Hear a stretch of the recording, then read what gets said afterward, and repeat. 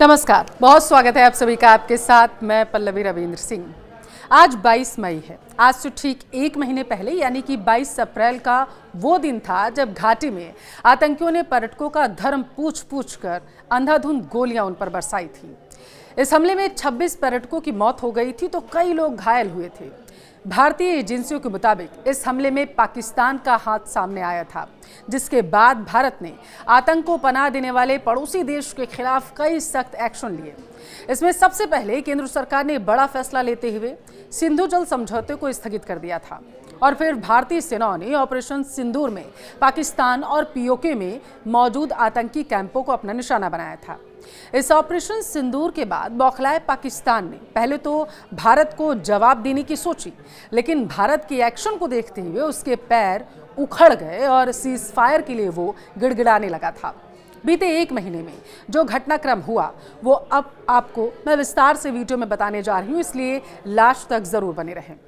देखिए, पहलगाम आतंकी हमले के कुछ ही घंटे के बाद गृह मंत्री अमित शाह ने श्रीनगर का दौरा किया था, जहां उन्होंने पीड़ितों से मुलाकात की थी, उनका हालचाल पूछा था। इसके बाद गृह मंत्री ने सेना, सीआरपीएफ और पुलिस सहित सुरक्षा अधिकारियों की एक उच्च स्तरीय मीटिंग ली थी, बैठक की गई थी। जब यह आतंकी घटना घटी थी उस समय पीएम मोदी सऊदी अरब के दौरे पर थे।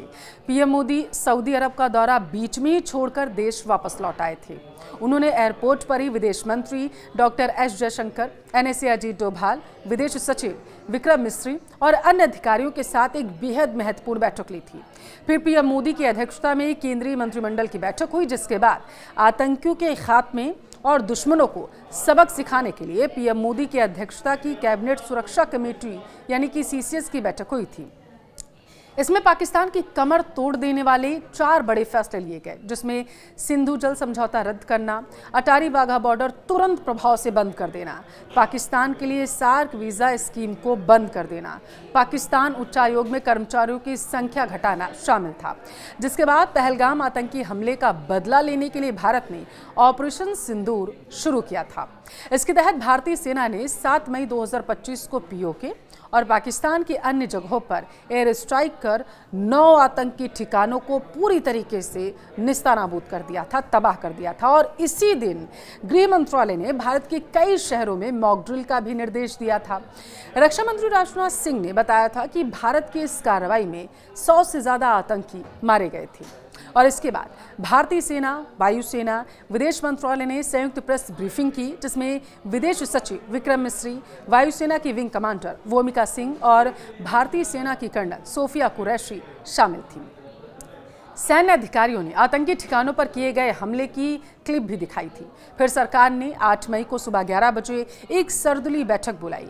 रक्षा मंत्री राजनाथ सिंह की अध्यक्षता में हुई बैठक में कांग्रेस अध्यक्ष मल्लिकार्जुन खड़गे, लोकसभा में नेता प्रतिपक्ष राहुल गांधी समेत कई विपक्षी नेताओं को ऑपरेशन सिंदूर के बारे में विस्तार से जानकारी दी गई। भारत के हमले के बाद पाकिस्तान ने भारत के कई शहरों को निशाना बनाते हुए ड्रोन से हमला किया। भारतीय एयर डिफेंस सिस्टम ने सभी ड्रोन को आसमान में ही तबाह कर दिया। इस दौरान चंडीगढ़, राजस्थान, पंजाब और जम्मू कश्मीर के बॉर्डर से सटे इलाकों में सायरन की आवाजें गूंजती हुई सुनाई दी थी।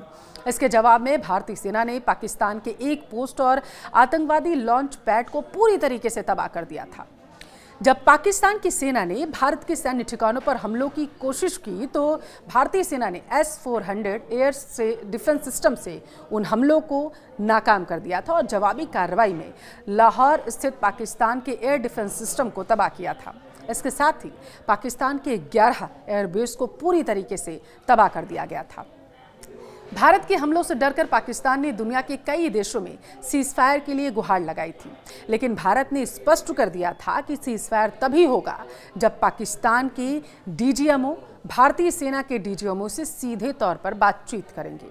उसके बाद जब पाक सेना की ओर से कॉल आई तब सीज फायर पर 10 मई 2025 को सहमति बनी थी। उसके बाद मोदी लगातार सेना के जवानों के बीच जाकर उनकी हौसला अफजाई करते हुए नजर आए।